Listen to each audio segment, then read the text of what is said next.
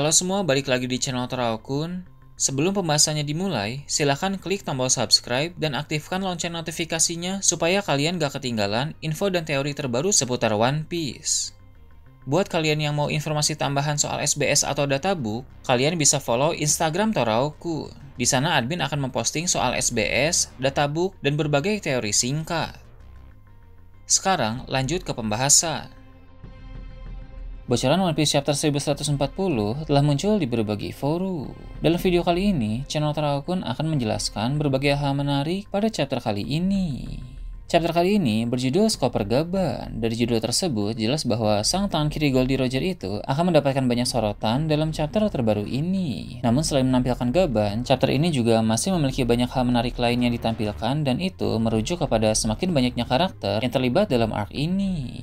Cerita dimulai dengan memperlihatkan ruangan harta karun rahasia di dalam kastil Aurus, tempat di mana Luffy, Zoro, Nami, Rao, dan Skopper Gaban sedang berada saat ini. Seperti yang kita tahu, kunci untuk membuka rantai Loki disimpan di ruangan tersebut. Namun Gaban tidak mau menyerahkan kunci itu begitu saja. Dia mau mencoba kekuatan Luffy terlebih dahulu sehingga dia menantang si tab jerami itu untuk bertarung. Jika Luffy bisa merebut kunci tersebut secara paksa, maka Gaban akan mengizinkannya untuk pergi melepaskan Loki. Dalam chapter terbaru ini diketahui Luffy menerima tantangan Gaban. Memang tidak mungkin Luffy menolak hal itu karena Luffy malah merasa tertantang untuk merebut kunci itu darinya.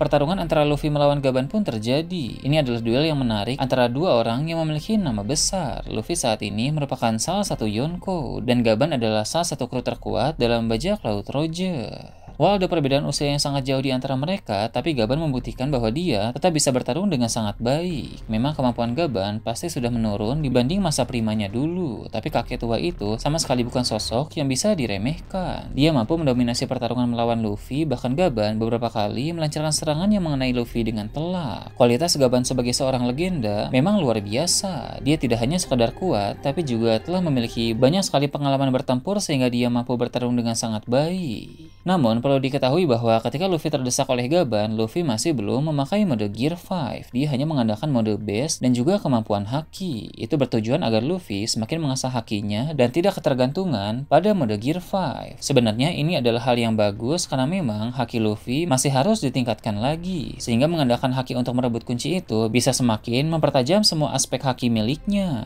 Namun rupanya Haki milik Luffy masih di bawah Gaban, sehingga Luffy tidak mampu menandingi gerakan Gaban. Meski Luffy bisa melihat sedikit masa depan dengan Kenbunchaku Haki miliknya, tapi Gaban bisa melihat lebih jauh lagi, sehingga tetap saja gerakan Luffy bisa dibaca oleh Gaban, dan Luffy gagal merebut kunci itu dari Gaban. Ketika Luffy merasa frustasi karena terus terdesak dalam duel itu, Luffy pun memutuskan untuk memasuki mode Gear 5. Luffy tahu kakek tua di hadapannya itu jelas bukan orang biasa, tak mungkin bisa menandinginya tanpa memakai kekuatan tersebut. Tapi sebelum itu, Gaban melancarkan suatu serangan tebasan beruntun. Luffy pun bisa menghindari beberapa di antaranya, kemudian Zoro juga ikut bergerak untuk menangkis serangan tersebut demi melindungi Luffy. Zoro pun berniat untuk ikut serta dalam pertarungan itu, dan sekarang Luffy juga telah berhasil memasuki mode Gear 5. Namun secara tiba-tiba, Gaban memutuskan untuk berhenti dan menyerahkan kunci Loki kepada mereka secara sukarela. Dia menghentikan pertarungan tersebut karena suatu alasan. Tujuan Gaban bertarung dengan Luffy memang hanya ingin menguji Luffy saja, bukan untuk bertarung habis-habisan. Gaban hanya penasaran dan ingin melihat wujud putih Nika milik Luffy, sehingga jika sudah melihatnya, Gaban rasa itu sudah cukup. Selain itu di luar sana, ada musuh yang sedang berkeliaran. Jika Luffy, Zoro, dan Gaban menghabiskan tenaga di dalam kastil hanya untuk pertandingan merebut kunci, maka nanti ketika musuh itu mendekat, mereka sudah kehabisan tenaga dan tidak akan bisa bertarung secara maksimal. Saat ini juga Gaban merasakan aura jahat di luar sana bertambah banyak, dan hal itu akan diperlihatkan pada panel selanjutnya. Beralih ke tempat lain, di suatu lokasi yang sepi, Shamrock dan Gunko diperlihatkan. Di sana Gunko menciptakan lingkaran sihir dan menggunakan teknik summoning untuk memanggil kesatria suci lain dari Mary Joyce. Dengan teknik ini, mereka memiliki akses yang sangat cepat dan juga mudah, sehingga mereka bisa memanggil rekan kapanpun diperlukan. Lingkaran sihir yang dipakai oleh para elit pemerintah dunia ini bernama Abyss. Secara harfiah, Abyss bisa diartikan sebagai lubang yang dalam. Secara filosofis, hal ini sering dipakai untuk menggambarkan kehampaan dan kegelapan. Sedangkan secara mitologis, Abyss Abyss berkaitan erat dengan dimensi lain yang tidak terjamah oleh manusia di bumi, seperti neraka atau dunia bawah. Itulah referensi-referensi dari lingkaran sihir bernama Abyss yang dipakai oleh para kesatria suci itu. Ketika Gunko memakai teknik summoning dengan lingkaran sihir tersebut, seperti biasa muncul kilatan atau petir hitam besar di sana. Nah, alasan mengapa Gaban menghentikan pertandingan tadi itu berkaitan dengan hal ini. Saat dimana Gunko menciptakan lingkaran sihir itu bersamaan dengan saat dimana pertarungan di Kastil Aurus masih berlangsung, sehingga Gaban bisa merasakan itu dan ingin pergi mengeceknya. Dia pun akan mengajak Luffy dan Zoro untuk mengecek sesuatu yang misterius itu.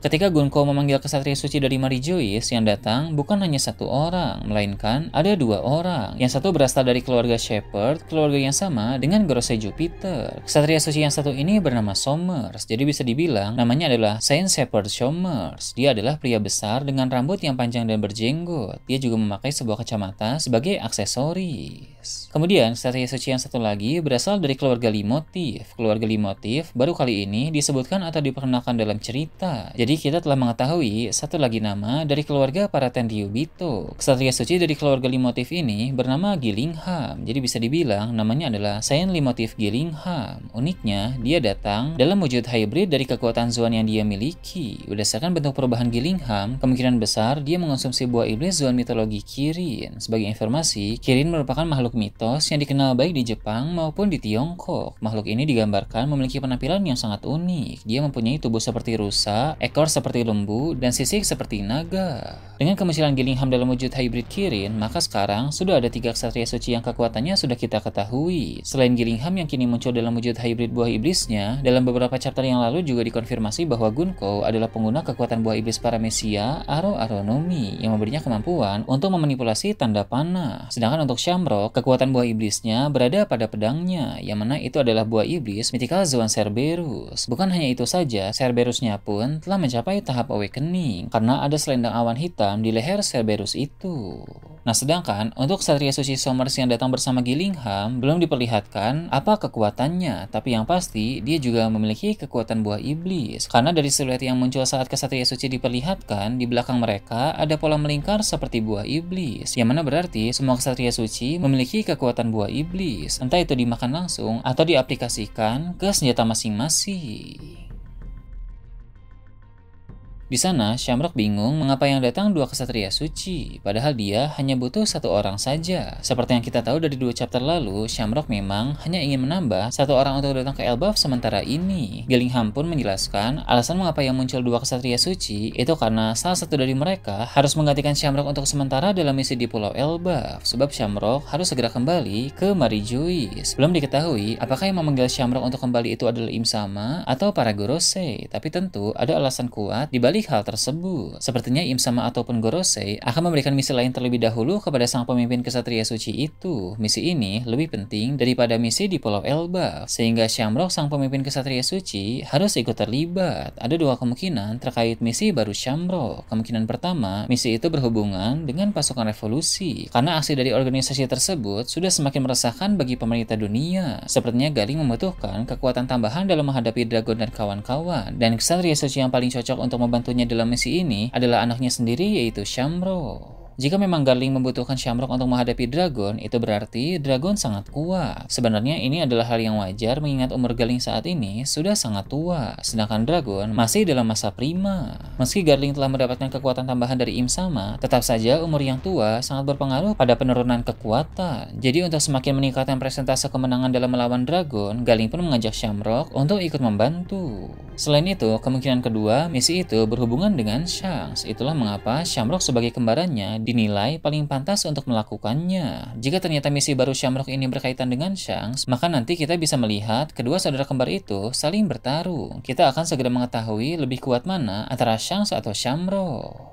Sebelum Shamrock kembali ke Marijois, dia bilang kepada para ksatria suci lainnya ada di Marijois bahwa mereka harus melakukan permainan di negeri para raksasa itu. Permainan yang dimaksud di sini tentulah permainan berburu, seperti yang pernah dilakukan para Tenryubito di Pulau God Valley dulu. Mereka akan memburu para penduduk di suatu pulau, kemudian merebut sumber daya di tempat tersebut. Permainan seperti itu rencananya akan mereka lakukan di Elbaf tak lama lagi. Selain untuk merebut sumber daya, permainan ini juga bertujuan untuk menebar ketakutan dan membuat para raksasa menyadari bahwa pemerintah dunia sangat kuat, sehingga pada akhirnya nanti para raksasa itu mau tunduk di bawah mereka.